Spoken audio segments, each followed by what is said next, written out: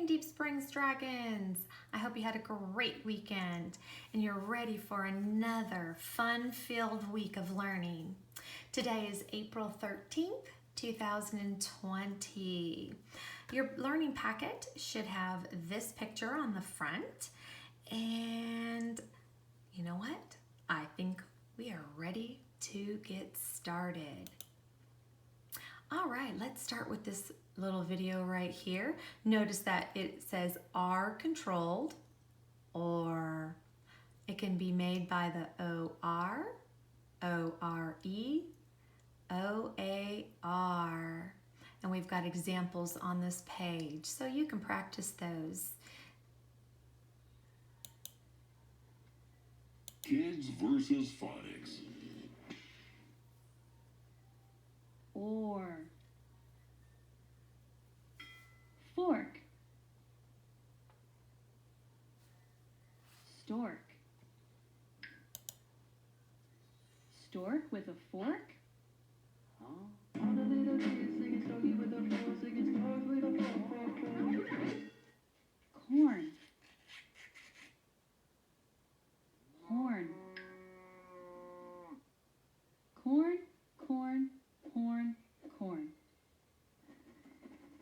Stork sees the corn, but not the horn. To corn or not to corn? To corn for me. More corn for me. A bullhorn. A corn horn? Angry bull. In the end, the bull with the horn hunts the stork with the corn. All the little kids singing storky with a fork, singing stork with a fork, singing stork with a fork. All the little kids singing storky with a fork, singing stork with a fork. All right, so we're back here, and these are some words that you can practice. Remember that the sound we are learning this week is or, as in corn. The next page in your packet is some more words that you can practice. And if I come down here, I can read these sentences for you, and then you can practice them. The boat's oar was lost in the storm. Norm likes to play sports. Can you eat corn with a fork? So remember, I want you to remember that sound, or, and see if you can read these words. Your spelling words this week. I hope you did a great job on your spelling test last week. I look forward to grading all those tests. So your first word is born. Corn, core, more, roar, soar, her, dirt, learn, sure.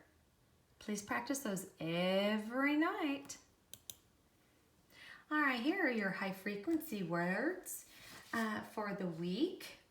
And if you are in my class or you paid attention last week, you see how we do it. We will say it, spell it, say it, read it in a sentence.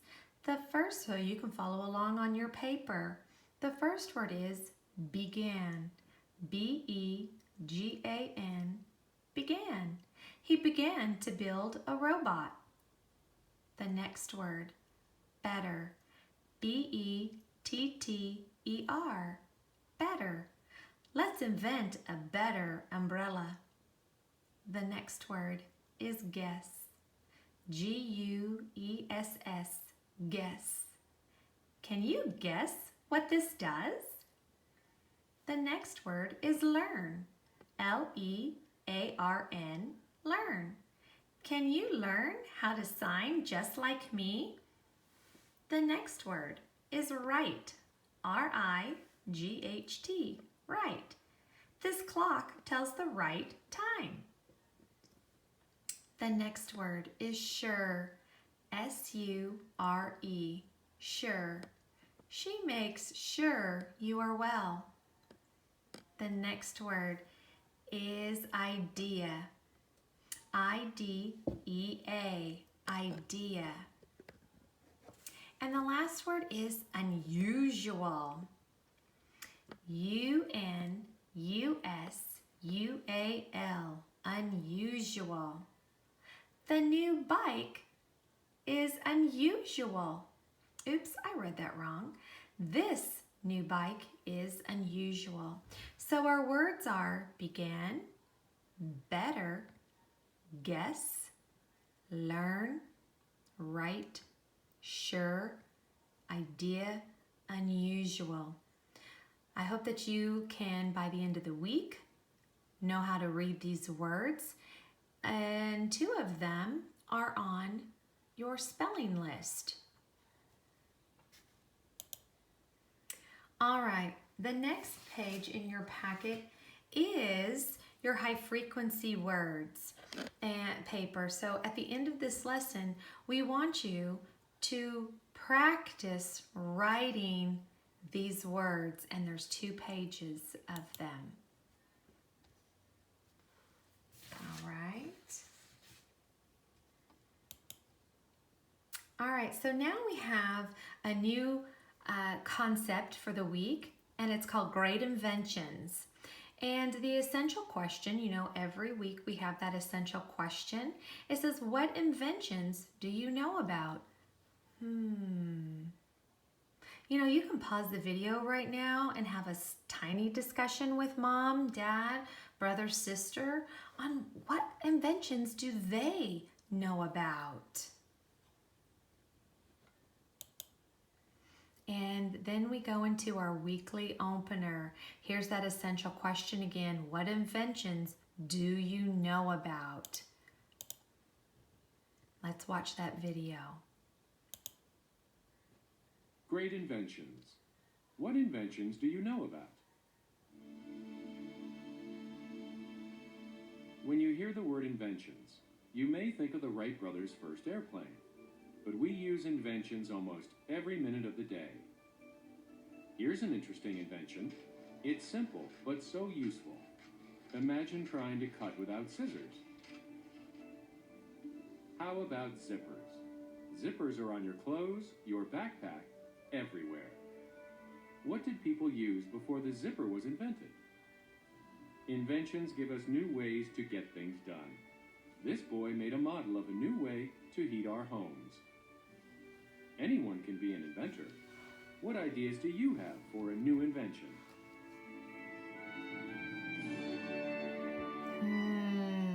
So I want you to think about that. What inventions do you know about? Did you pause the video? Did you have a discussion? Do you know another invention? All right, here is our weekly vocabulary words. The first word is curious. C-U-R-I-O-U-S, curious. If you're curious about something, you're interested in it and you want to know more about it. The boy in this picture is curious about whales. Oh, I can see that on the front page of his book. The next word is improve. Right down here, improve. So to improve is to make something better.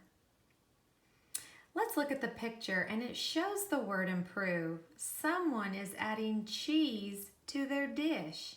The cheese will improve the dish. Improve. Let's go up to the next word, complicated. If something is complicated, it has many parts and is difficult to understand. The clock has lots of parts. It is complicated to put it together. Oh, look at her. She does look like she's struggling a little bit. Our next word, device. Device.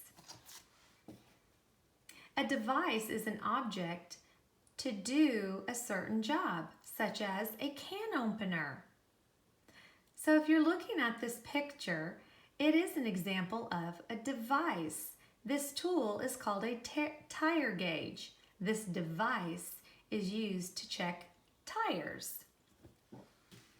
And our last word is imagine. Oh, look at that picture. When you imagine something, you think of something that isn't real or that hasn't happened yet. The girl in this picture likes to imagine she is a princess. She imagines the frog is a prince. Ooh. So these are our weekly vocabulary words. You're going to see them in your story. Curious, improve, complicated, device, imagine. All right, so this week we are reading a biography. That's the genre. Here's that essential question again. What inventions do you know about? You're going to read about someone who invents robots. Ooh, the story of the robot inventor. Here it is.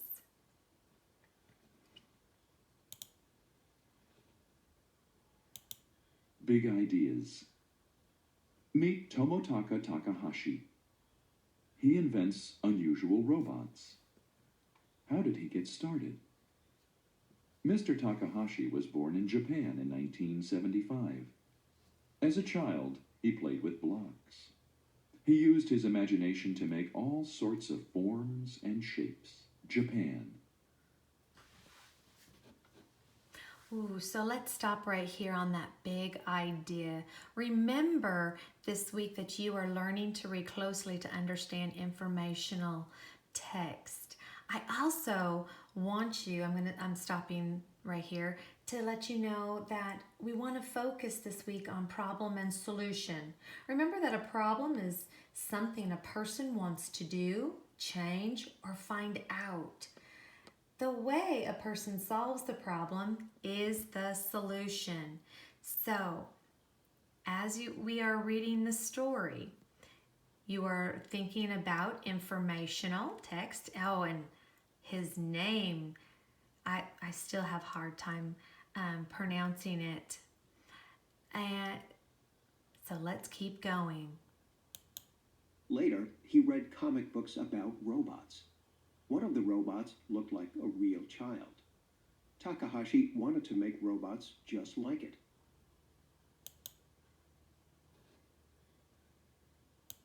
Finding out about robots.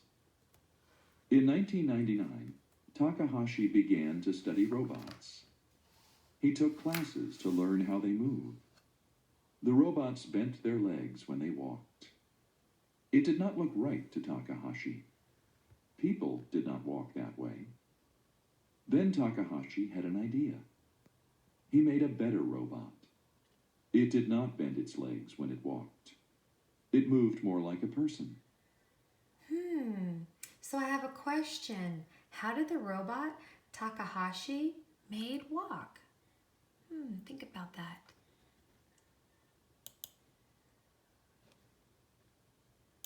Making better robots. In 2003, Takahashi started his own company. He made many robots. A short robot climbed up a cliff with a rope.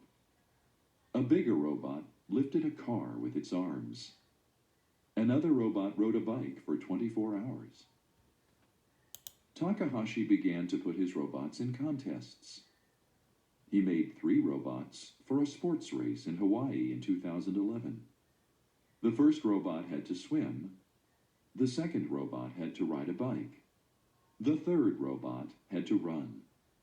The robots had to do these tasks for a week. So I have a question. What can some of Takahashi's robots do? Can you answer that one?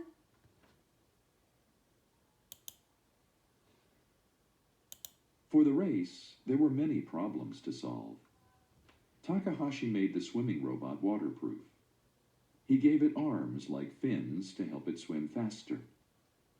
Another robot was able to ride its bike for 100 miles without braking. The third robot ran for 26 miles. What will Takahashi invent next? Will his robots fly and soar like Astro Boy?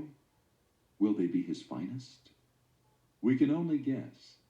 We must wait and see. Tomotaka Takahashi is sure of one thing. His robots will do more and more. So let me ask this question. Did Takahashi solve problems for his contest? Make connections. What kind of robot would you like to invent? All right, I'm going to go back to this one, and I like that question. What kind of robot would you like to invent? So if I go to my next slide, that question is right here.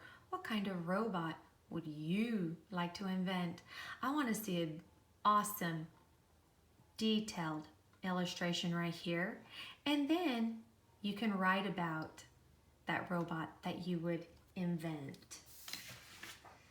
All right, so let me keep going in the slides, and I see that you have a grammar page. So right here, we started learning about our adjectives last week. An adjective is a word that describes a noun. Adjectives can tell how things look, sound, feel, smell, or taste. I can add ER to a word, and if we add ER to an adjective to compare two nouns, I can take my word from fast to faster. We can add EST to most adjectives to compare 3 or more nouns. Look at my 3 pictures. Hot, hotter, hottest. All right, so our next picture or page in our packet this week is this one. And once again, it's just revisiting that ER and the EST. And you see that you have this page in your packet. It's the very next page, and it's the full size. We will be scoring this one with a smile face or check mark. Make sure that you complete it when this lesson's over. Here it says add ER to an adjective to compare 2 people, places, or things. Example, Flip's ears are smaller than Nell's ears. Add EST to an adjective that compares 3 or more people, places, or things. Here's the example. Pip's ears are the smallest ears of all. A, write the adjective that compare. We've got add ER, add EST. Here are those adjectives right here. Then B, underline the adjectives that compare. And you've got 4, 5, and 6 to do. All right, so my next pages in our workbook for this week, let me cover this up real quick so I can put some more pages in front of you. Oops, is this page right here. Wow, that was kind of weird. And it says the letters OR, O-R-E, and O-A-R make the sounds that you hear in for, more, and bored. You're going to circle the word that answers the riddle, then underline the letters that spell the OR sounds as in for, more, or bored. The next page in your packet is this one right here. Your high frequency words. Notice that it says use a word from the box to complete each sentence. What I want you to do right now is put your finger under the word. Repeat after me. Began. Better. Guess. Learn. Write. Sure. Remember, you're going to use a word from this box to complete each sentence. Your parent is going to be sending this work in, so make sure you get it done. All right, we're still not done. Here we go. This is, oh my goodness, sorry about that. Working at home. These are your spelling words. Please practice them. It says, I can trace and write my spelling words. So, I can see the word born, corn, core, more, roar, soar, her, dirt, learn, and sure. Over to the other side over here, it says I can read these words, so please practice reading them. And your last page is this one for today in reading. It says I can write my dictation sentence correctly. Birds were born to soar and lions were born to roar. So remember that you are going to be filling in, writing your dictation sentences. If you need help, once again, you can ask mom, dad, or somebody that's in the house. If you really need some help, then you can contact one of your first grade teachers. Friends, I know this is a different way of learning, but we are here at any cost. All right, we love you and we hope that you have a good Monday.